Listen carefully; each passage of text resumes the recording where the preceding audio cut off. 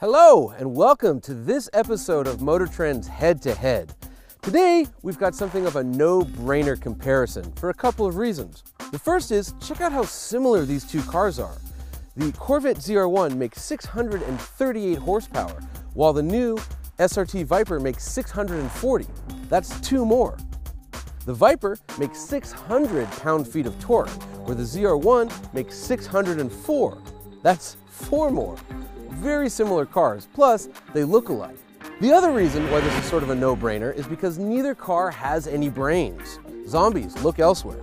However, they do have what my British friends like to call bollocks, big, shiny, brass ones. Whose are bigger? I can't wait to find out.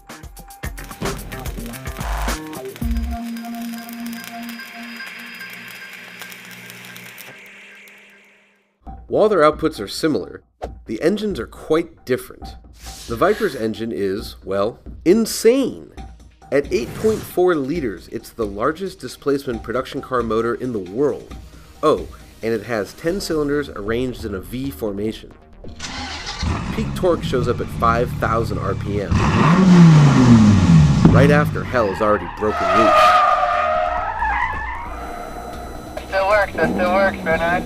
Speaking of hell and loose, the new Viper finally gets traction and stability control, but even with both on, you're still fighting with a venomous, angry snake. The Corvette ZR1 makes do with just 6.2 liters and 8 cylinders, however it does have a big fat supercharger on top of the V. Chevy calls this motor the LS9, and we know that SRT was well aware of its capabilities when they started in on the new Viper. The Corvette also has big, 15.5-inch carbon ceramic brakes up front. The Viper makes do with 14-inch slotted steelies, and as tested, the Viper GTS weighed just 17 pounds more than the Vette. But which car is faster? To the drag strip!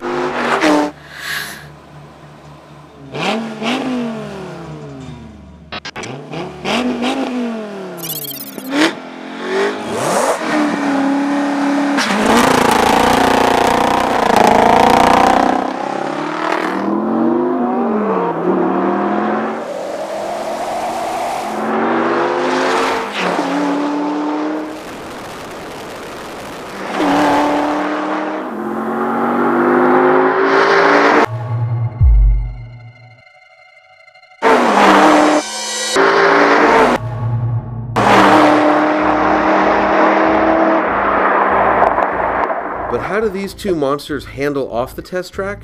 Again, about the same. I actually had a hard time telling one from the other. They're that similar. Running around on the same roads back to back, we couldn't even get a tire to squeal.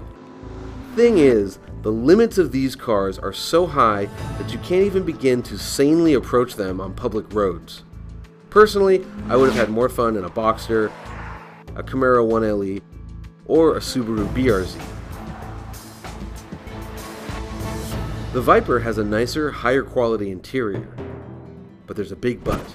After a 300-mile road trip, the Viper really shows off its sadistic side. The offset pedals and steering wheel literally cramp your style. The seats are rock hard, the noise is absolutely deafening, and the side pipes still superheat the lower part of the cabin. However, SRT assured me that at least the thundering noise, via a windshield fix, and the seats have been addressed for consumer cars.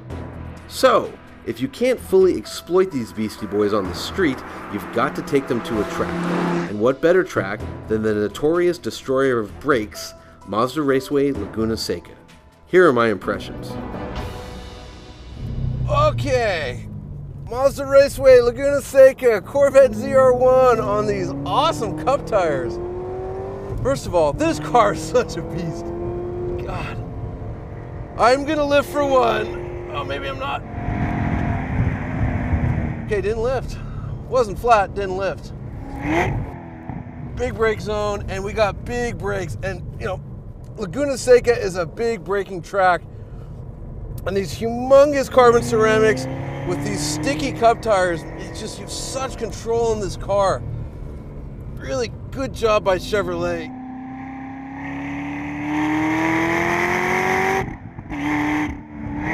can brake late, and you got it. And the grip is just otherworldly in this thing. So much different than on the street. 108 miles an hour, braking, probably faster. Into 5 tight, hang it out wide.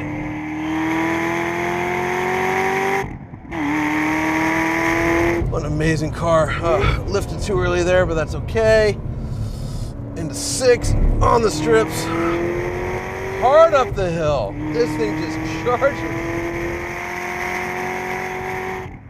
All right, into the braking zone for the corkscrew. Into the corkscrew. Yo! Jumped a little bit there. I've driven other ZR1s around Laguna Seca, but never with tires like this. Unbelievable. All right, final turn, gonna pit. Wow. What a machine. What a violent, fun, athletic machine.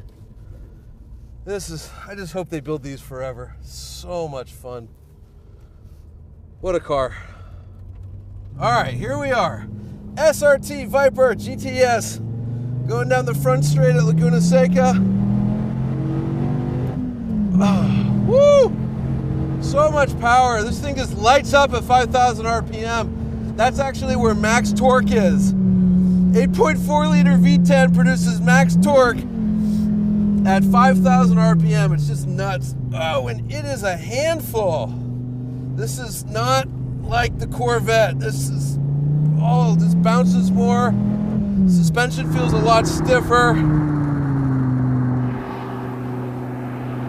There's a lot more work to go fast in this car than in the Corvette. And it doesn't have nearly the brakes nor nearly the grip of that ZR1. What's funny is that when you get near red line, there's a red snake face that lights up. Car wants to bite you. I'm actually surprised this thing doesn't punch you in the crotch when you get near red light.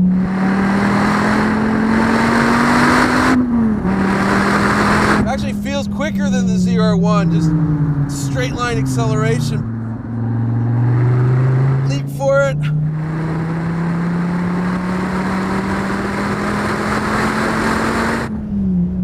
So much power. All right, big brake for the corkscrew. Little nervous heading into the corkscrew on this thing.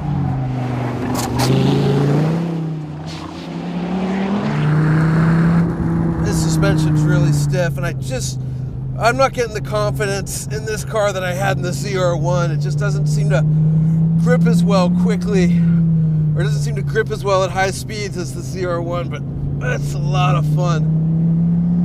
Oh, it's a lot of work too. What a mean car. What a mean car. It really beats on you. Clearly, I preferred the Corvette, but what would a professional race car driver think? Time to bring in our in-house hot shoe, the great Randy Post. All right, we're in the Corvette ZR1 at Mazda Raceway Laguna Seca. Flying over turn 1, tremendous power in the ZR1. It's a broader spread of torque than the Viper. It's an easier car to access the power. Turn 2, we've got better balance here, less understeer than the Viper. But you can miss that shift to third gear. It's not as accurate as shifter. Off of turn 3, Corvette puts the power down well, partially I think because it's softer. You can tell it's a more compliant suspension. Ripping up towards turn 5, over 120, tremendous braking capability. A little bit of dive, but great braking capability.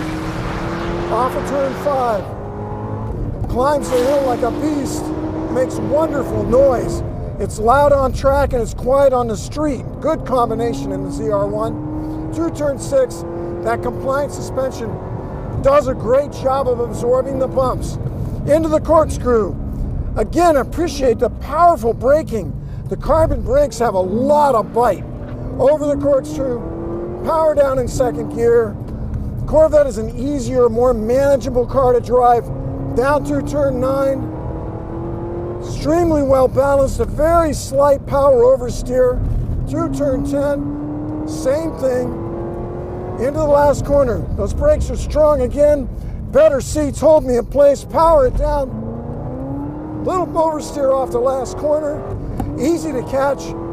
Broad power band heading for the finish line. A complete lap at Mazda Raceway Laguna Seca and the ZR1. A more refined, easier car to drive fast, and a brutally fast car. Well, my friend, That's about all I got. you might very well be the new production car record holder at Laguna Seca. A front straightaway at Mazda Raceway Laguna Seca. Viper pulls really hard over 5,000 RPM. Very different from the Corvette in that way. The Vet has more of a broad torque curve. Wow, moves around as I go to the brakes. Brake pedal very firm. Feels good under the foot, but does not stop like the Vet does. Second gear. This Viper moves around. Turn 3, second gear again. Tall gearing. We can run second gear almost all the way to turn 4. Little twitch on the entry. Huge power, huge noise. Seats less comfortable. Into turn 5, uphill, little slide from the back. Very common entering the corner. Then we tack out third gear up the hill. The higher you rev it, the faster it goes. Turn 6. A lot less brake dive than the Corvette. A lot less body roll than the Corvette. Less of all those body motions. But I'm getting some brake fade already into one lap. Down into the corkscrew. Good shifter. Prefer the shifter to the Vet. Second gear off the corkscrew. It puts down power well, but you better bring it in easy. Turn 9, I'm still in second gear. Up to almost 90 miles an hour in second gear. Back to the right. Very quick steering response. Quick ratio steering. Into the hairpin. We kick it in there. Power down. And it just drives off. Up the front straight in the Viper. Tremendous acceleration across the finish line. A powerful, visceral, kind of wild and crazy ride. Fun car, less refined than the Corvette, faster in a straight line, but the Vet's a better handling car. That's a lot of work. Randy, you just set the production car lap record at Mazda Raceway Laguna Seca. You broke it by 0.2 of a second. Yes. How does that feel? It's a good ego boost. Yeah. We only get a few laps. We have the track for just a little bit. But as a racer, I wanted to take the top time. You got it. And it's like a win.